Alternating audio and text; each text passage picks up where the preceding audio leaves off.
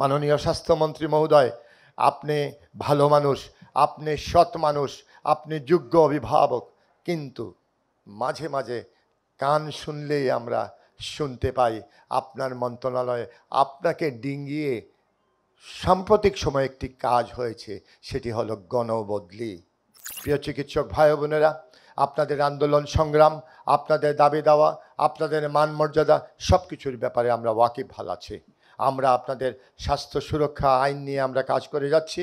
মাননীয় মন্ত্রী মহোদয় এসেই প্রথমেই বলেছেন চিকিৎসকদের কর্মস্থলের নিরাপত্তা বিধান আমার প্রথম এবং অনিবার্য কাজ হিসাবে তিনি চিহ্নিত করেছেন। সুতরাং আমরা তাকে সাহায্য করছি। আমরা নিশ্চয় অতীতের মতো আমলাতান্ত্রিক জটিলতাকে কাটিয়ে উঠে চিকিৎসক বান্ধব একটি চিকিৎসকদের কর্মস্থলের নিরাপত্তা আইন অচিরেই আলোর মুখ দেখবে বলে আমি বিশ্বাস করি। মাননীয় স্বাস্থ্যমন্ত্রী মহোদয়, আপনি ভালো মানুষ, আপনি সৎ মানুষ, আপনি যোগ্য অভিভাবক, কিন্তু মাঝে মাঝে কান শুনলেই আমরা শুনতে পাই আপনার মন্ত্রণালয়ে আপনাকে ডিঙ্গিয়ে সাম্প্রতিক সময়ে একটি কাজ হয়েছে, সেটি হলো গণবদলি। এগুলোর সাথে আমরা পরিচিত নই।